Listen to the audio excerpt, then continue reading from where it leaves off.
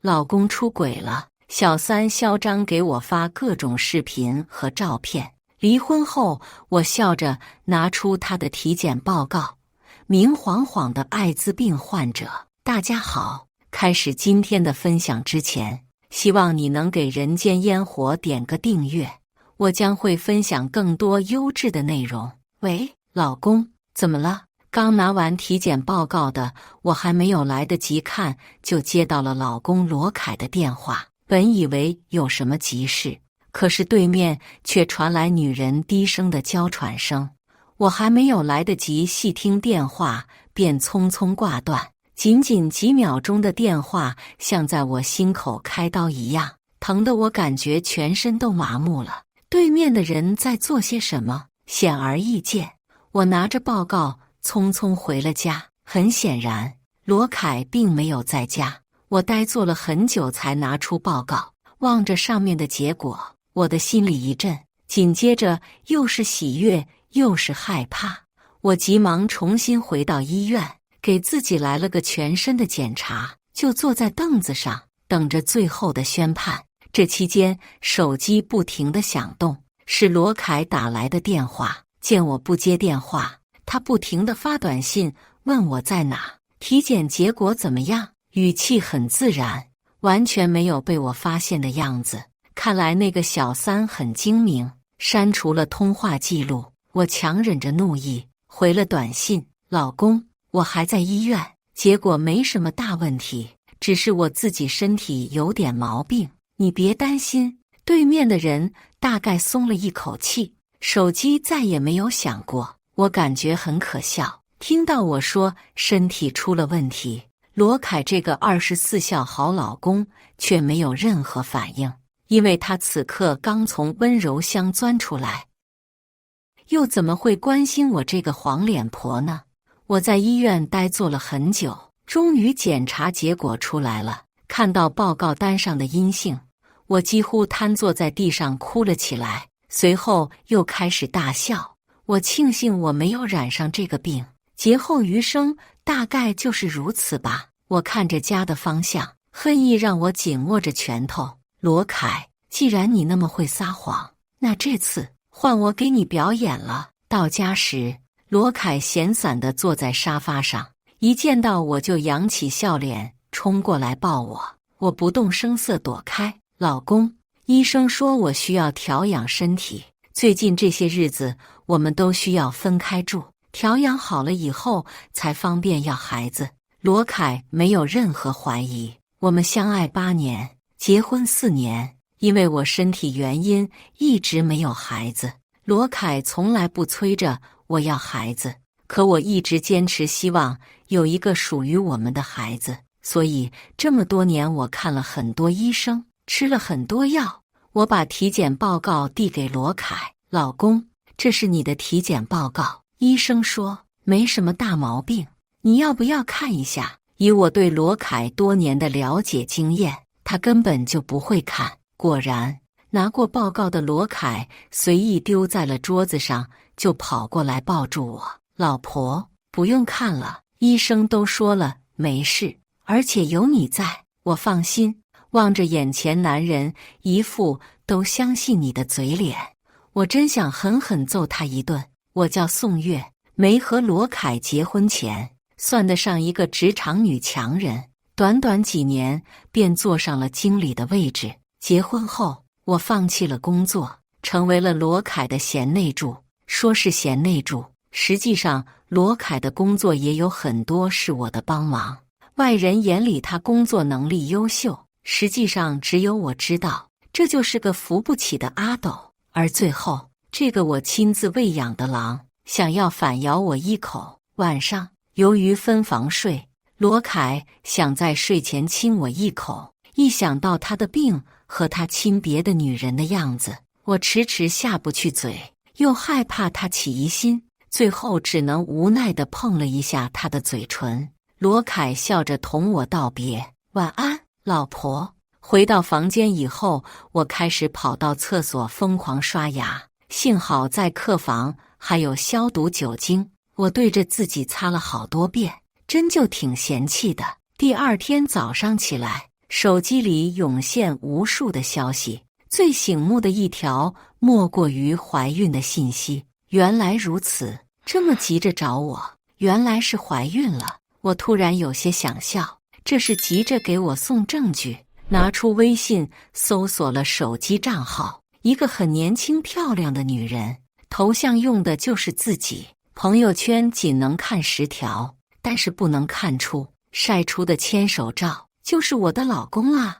我把号码存进了通讯录，很快社交软件上也显示出他最新一条就是打电话那天，罗凯靠在他肩膀上，没有露出脸来，配文是和大叔的300天，怀孕4月了，真可笑啊。罗凯出轨快1年了，我竟然毫无察觉。中午，我拿着汤就前往了罗凯上班的地方，我得尽快找到那个女人。面对我的到来，罗凯自很诧异，诧异过后又笑得很开怀。他急忙接过我手中的汤，老婆，你怎么来了？我扬起微笑，轻搂过他的腰，没事，就来看看你。身边的人都开始恭维他娶了一个好老婆，这让罗凯满足了面子，他搂着我笑得更开怀了。而我却是一下子就锁定了罗凯的出轨对象，一个一身红裙的女人。我假意询问，呀，这么好看的小姑娘是新来的吗？以前都没有见过呢。我能感觉到罗凯的身形僵了一下，身边的人也是商场上的人精，连忙开口介绍，嫂子，这是于沁，也不算新来的了，入职快1年了，只是你不常来不知道。于沁，快过来喊人，这是罗经理的妻子宋月，以前也是我们公司的。宋月以前可厉害了，原来叫于沁。我了然，可明显小姑娘有些不甘心。我清晰地看见她握了握裙角，最后无奈地走到我面前，宋姐好。我一脸不赞同地看着她，于沁对吧？你随他们一样，叫我嫂子就好，毕竟我现在也不是公司的了，只是家属。于沁咬着嘴唇，柔弱地看了一眼罗凯，小白兔真不经斗啊。可是面对全公司的目光，于沁只能不甘不愿地开口，嫂子好。我点点头，你好啊，你放心，我以后一定让你罗哥少给你安排点工作。这么好看一个小姑娘，可别累坏了，毕竟晚上还得照顾我那艾滋病患者的老公，可别累坏了。那这出戏我还怎么唱下去呢？晚上，于沁还是没有忍住，给我发了很多视频和照片过来，看不见他的样子，可是这些视频和照片一个比一个露骨，可谓是让我三观炸裂的程度。我不动声色地保存了这些视频，必要时这些东西可能会帮到我。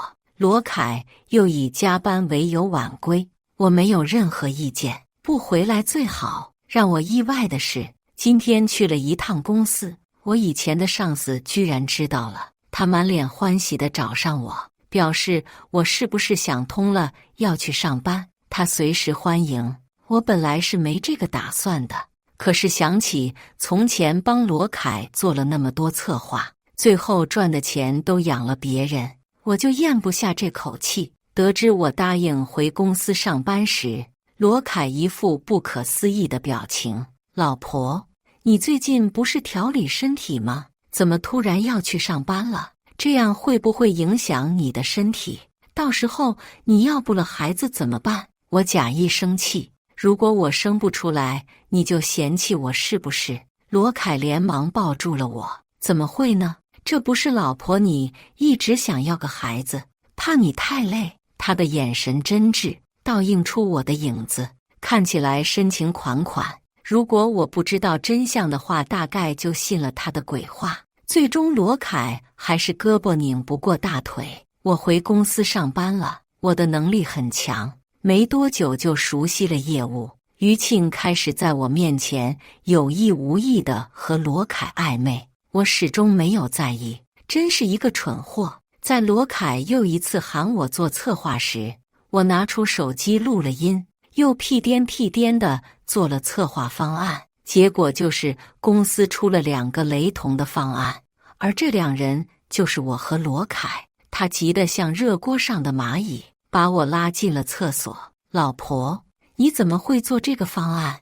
我一副他明知故问的眼神。老公，全公司策划小组都要做呀，我还想问你呢，你方案怎么会跟我的一样？罗凯愣了，他没想到我会这么说，急急忙忙地扯过我。不是我让你做的吗？你故意的吗？你耍我！我惊慌失措地坐到了地上。我没有啊，你别打我。上次你找我帮你，我不敢答应，所以你就抄了我的方案，对不对？我不怪你的老公，不怪你。你别打我！我的声音很大，惊动了很多人。我的上司急急来扶住我。怎么了，月儿？你们不是在讲方案的事吗？我紧紧护着自己，身体颤抖，眼泪大颗大颗滑落。我不敢了，不敢了，老公，你别打我。随后，我有意无意地露出手腕上的掐伤。人们在看见弱者时，都会在心里更偏向弱者。果然，一看见我手上的伤，上司急忙拉开我的衣袖，大片大片的掐伤露了出来。上司又拉开我另一个衣袖，也全是伤。这下，整个公司轩然大波。上司叫许乐，是一个女强人，对我颇为照顾。发生了这样的事情，她暴怒，想要报警。我急忙拉住了她，不用了，徐姐，他毕竟是我的老公啊。许乐带着我去厕所隔间查看了身体，很多掐伤，看起来触目惊心。在出厕所时，他毫不犹豫甩了罗凯一巴掌。你怎么可以这么虐待自己的老婆？你这个畜生！他身上那么多伤都是你打的，你为什么打他？许乐很生气。罗凯想解释，许杰，我怎么可能打他？是他诬赖我，因为他抄袭了我的方案，就用这个手段诬赖我。就是这样，许姐，你一定要相信我。我在这里工作这么久，我的能力大家有目共睹的。宋月都多久没上班了？他肯定什么都忘了。随后，他一副可怜兮兮的模样看着我。月儿，你想要业绩，我都不说你。可是你怎么能使用这个手段呢？你快点认个错。脑子转得很快，可惜他棋差一招。厕所隔间又走出一个人，是老板。罗凯脸瞬间就白了。老板又打了他一巴掌。作为一个女老板，老板最讨厌的便是家暴和看不起女人的男人。刚好罗凯2条都占了。老板慢悠悠地洗完手，看着罗凯说呀，怎么不说了？罗凯吓得浑身颤抖。这下没有人站在他那边了。不对，还有满脸焦急的于沁。我又怎么可能放过他呢？我哭得更惨了。所有人都看着我。老公，你出轨于沁我都不怪你，还有你以前让我给你做方案，各种我都不怪你。可是你不能这么说我呀，我怎么可能会背叛你？这下罗凯瞳孔震惊，于沁慌了，他急忙地否认，没有，大家别相信他，怎么可能呢？我没有，我没有。于沁的语无伦次，直接就暴露了他，而我则是拿出电话，当着大家面拨打了过去。于沁的电话就在众目睽睽之下响了起来。我指着他，手微微颤抖。原本你说不是你我还信了，可是这个电话分明就是你的。我把手机信息就那么摆在了大众眼前，大家都看见了那些露骨的视频，再加上罗凯和于沁的小动作，所有人都明白了什么。老板狠狠踢了罗凯一脚，许乐紧紧地抱着我安慰，而我在众人看不见的时候，朝着罗凯比了一个国际手势，并赠送2字：废物。罗凯怒了，他冲上前想打我，却被保安架了下去。我最后的2个字只用了嘴型，根本没有发出声音，可是足够激怒他了。愤怒吧，罗凯，真正的愤怒还在后面。这场闹剧来得快，去得也快。我边哭边道歉，大家都对我表示理解。徐姐更是拉着我，希望我离婚。我一一谢过大家，请了半天假，就朝着警局走去。罗凯因为闹事已经被送到了警局，一看见我他就冲上前想打我，可这是警局，被教训了一顿，打罗凯老实了。我轻蔑地看着他，离婚吧，罗凯。罗凯打死不同意，我只能拿出那些证据，家暴、出轨，还有这次剽窃我的方案，足够我起诉他，要么坐牢，要么离婚。罗凯满脸青涩，他最终选择了离婚。拿到离婚证那一刻，我差点笑出了声。